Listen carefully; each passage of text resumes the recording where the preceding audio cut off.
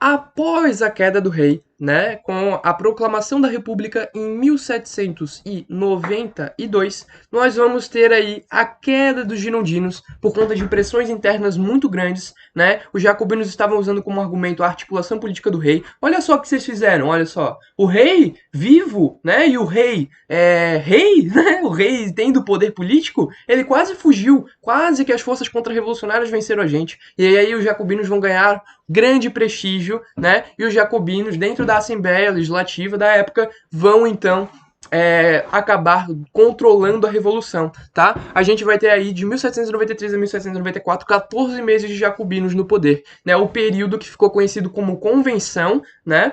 Convenção Jacobina, né, que vai ser um período de república e um período considerado como a fase do terror jacobino, tá? Por que terror? Porque vai acontecer muita loucura nesse período, tá? Esse aqui é o período mais sangrento da história da Revolução Francesa, tá? Foi de 1793 a 1794 que aconteceram o maior número de assassinatos, tá? Começando pelo rei. Então, além da gente ter aí, né, a nossa querida coroa caindo com o processo de acabou a monarquia, agora a gente vai ter o processo de degolar o rei e cai a cabeça do rei também, tá? A gente vai ter o assassinato do rei em praça pública, tá? Em uma guilhotina, na época tava muito famosa as guilhotinas, tu colocava a cabeça do rei aqui, né? Abaixava essa coisinha aqui, caía então essa serra gigante aqui, né? Essa guilhotina e a cabeça do rei caía, né? Uma maravilha, né?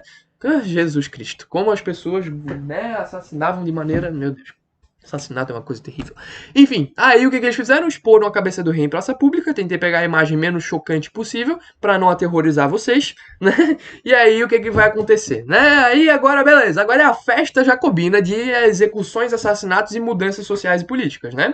Os jacobinos eles vão fazer mudanças muito loucas, né? A primeira mudança mais louca que eles vão fazer é mudar os meses do ano. Janeiro, fevereiro, esquece a desgraça, né? Agora a gente vai ter aí o termidor, nós vamos ter aí, né? Eu nem sei, cara, mas o que eu mais me lembro é o termidor, mas tem outros aqui que eu trouxe para você nessa tabela, tá? Esquece o que tá embaixo agora, isso é assunto para depois, mas, por exemplo, o vindemiário, o brumário, o frimário, então, né, cada mês tinha um significado climático, beleza? E ele se passava, né, dos dias 20, 19, 18 ao 20, 19, 18 do outro mês, beleza? Então, se a gente fosse fazer aí uma comparação com os meses atuais, uma loucura, né? Se a gente for considerar do nosso ponto de vista cultural, bem etnocêntrico mesmo, né? Mas a gente não pode ver dessa maneira. Mas enfim, a gente vai ter uma mudança dos meses, né? Tentando ser útil, né, para uma classificação climática dentro da condição de estações do ano, beleza? Além disso, nós vamos ter aí o sistema métrico decimal, jarda, pé, arroba. Esquece tudo isso, né? Hoje em dia só quem usa isso é inglês, né? Que usa pé, usa polegada. Não, vamos agora instaurar o metro, né? O decímetro, né? O decâmetro, o quilograma, né? Olha só que bonito, muito mais padronizado, muito mais legal, né? Então, se a gente utiliza nas aulas de física o metro, o quilograma, né? O quilômetro por hora, a gente deve tudo isso à Revolução Francesa. Beleza, galera? A essa padronização do sistema métrico decimal. A gente vai ter uma reforma agrária, olha só, né? Isso daí que a grande burguesia não queria, né? A grande burguesia queria controlar o domínio do campo, o domínio das concentrações de riqueza, né? E a gente vai ter, né, a reforma agrária jacobina, né? Onde a gente vai ter aí, né, várias terras sendo doadas, né, para pessoas mais pobres em condições, né, de marginalização social. A gente vai ter o congelamento de preços, né, a famosa lei do máximo, né, que o pão teria um preço máximo para ser cobrado, né, o pão não podia passar de 80 centavos, né, gente, pelo amor de Deus, que é isso, onde já se viu pão de R$ 1, que é isso, né, gente, né, então a gente vai ter o congelamento do preço para o povo poder comer, né, um investimento social, né, partindo do pressuposto, que é uma teoria econômica, né, que se o povo não tiver alimentado, não vai ter produção econômica, né, a economia não vai conseguir fluir, então a gente vai congelar o preço do pão para o povo se alimentar, e poder gerar crescimento econômico. Né? Então, isso daí foi uma tática aí dos franceses nessa época. A gente vai ter o sufrágio universal masculino, todos podem votar, desde que sejam homens, né? Porque a gente tinha um grande machismo estrutural nessa época aqui na França, beleza?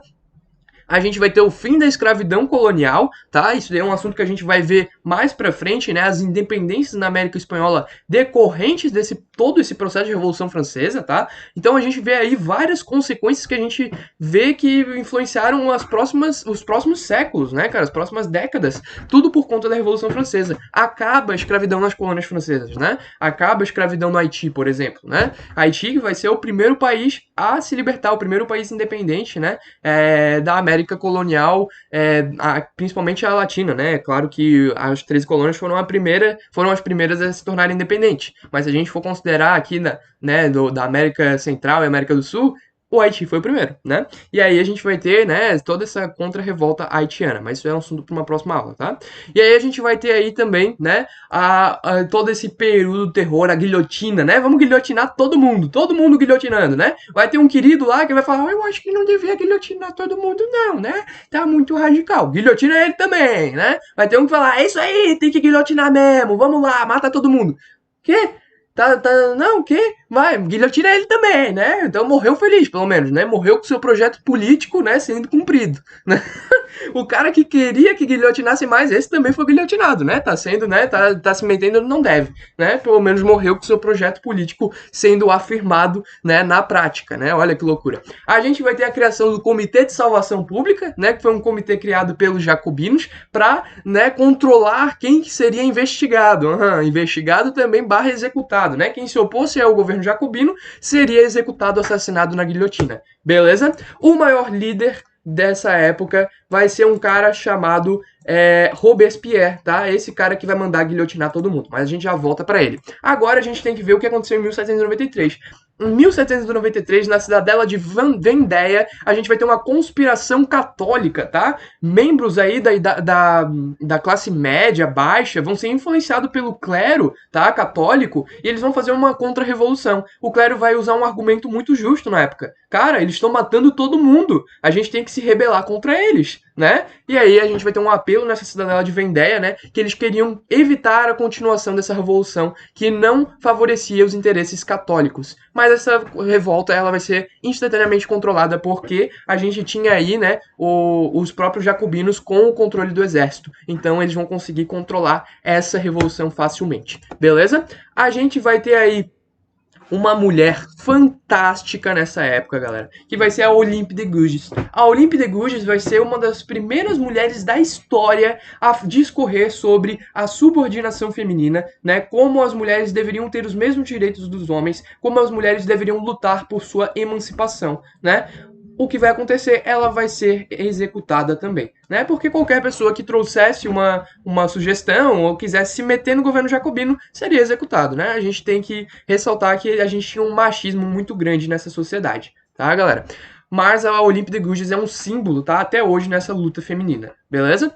A gente já falou do Robespierre, que é esse carinha aí de mortadela, que ele vai, né, ser o líder dessa revolução, né, da Convenção Jacobina, né? Ele vai mudar, né, o exército, ele vai fazer, né, um sistema diferenciado no exército. Se você se destacasse no exército, você poderia ir evoluindo, né? Anteriormente não era assim, né? Apenas os grandes nobres cavaleiros né, o cavaleiros é referência à Idade Média. Mas é claro que os grandes nobres eram os únicos que poderiam ocupar os maiores cargos, marechal, general, né, e assim por diante. Agora não. Agora nós vamos ter, né, umas mudanças onde se você for evoluindo, você pode ocupar sim os melhores cargos. E isso vai fazer com que o exército seja muito mais efetivo, funcione muito mais, porque as pessoas vão querer ser boas, né, vão querer exercer bem a sua função para poderem evoluir, ganhar melhores salários e assim por diante, tá? Só que o Robespierre ele vai matar todo mundo, como eu falei para vocês, ele matou até os aliados que queriam mais matança, né? Não, tu tá se metendo muito, vou matar tu também, né? Guilhotina esse cara aí também. E aí o Robespierre vai chegar a um ponto que ele vai estar matando até jacobino, né? Então a gente vai ter o Robespierre se isolando até que os girondinos eles vão se unir para tentar fazer uma oposição a Robespierre. É o que a gente conhece como reação termidoriana, né? Por que termidoriana? Porque aconteceu no mês do Termidor, né? O mês do calor, olha só, né? Que aconteceu entre 19 de junho e 17 de agosto, né? Aconteceu no mês do Termidor. Essa reação termidoriana foi um golpe girondino, né? Que vai se opor ao Robespierre e derrubar a Convenção Jacobina, beleza? O que vai acontecer? Eles vão guilhotinar o Robespierre, né? Vão pagar com a mesma moeda. Ah, tu queria guilhotinar todo mundo? Vai morrer na guilhotina também, seu desgraçado. E aí a gente vai ter a execução em praça pública do Robespierre.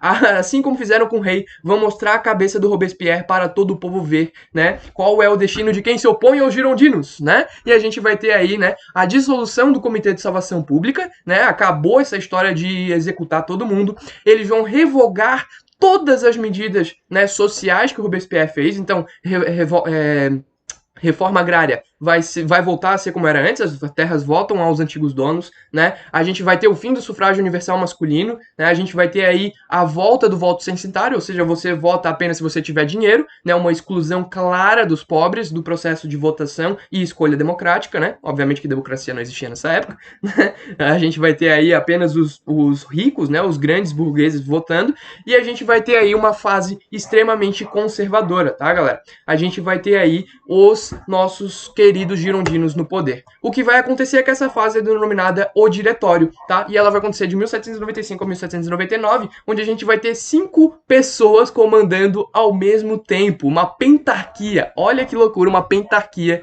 né? Vão ser 5 girondinos no trono ao mesmo tempo, no trono, né?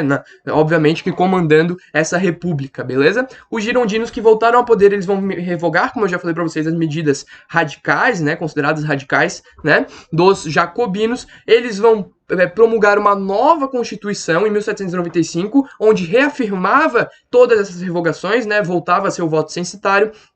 Só que eles não vão mudar em nada as conquistas que eles tiveram, né, para a própria alta burguesia, né? Toda aquela isenção de impostos para burguês, toda aquela facilitação do comércio, isso eles não vão revogar. Obviamente, né? Eles não iam revogar as coisas que favoreciam eles, né? E a gente vai ter aí, né, o que ficou conhecido como a fase da extravagância, né? Esses 5 diretores do executivo, né? Esses 5 girondinos vão meio que não vão saber governar muito bem. Eles vão utilizar o poder em benefício próprio. Eles vão construir, inclusive, um museu. Olha só que loucura, né? O país passando fome, eles vão construir um museu, né? Eles vão construir o Museu do Louvre, né? Onde mais tarde, né, na era napoleônica, as obras roubadas, principalmente do Egito, entre outros locais, vão ser colocadas nesse museu e estão lá até hoje. Olha só que interessante, né? A gente vai ter um caos urbano e social nessa fase de extravagância, onde o povo não aguenta ver, né, esses 5 diretores, né, coçando o umbigo e comendo sardinha, né, a tarde toda enquanto o povo passa fome, e aí o povo vai se rebelar, vai às ruas para protestar contra esse governo que não está fazendo nada do que se propôs a fazer, não está fazendo nada do que se propôs a modificar na estrutura da sociedade.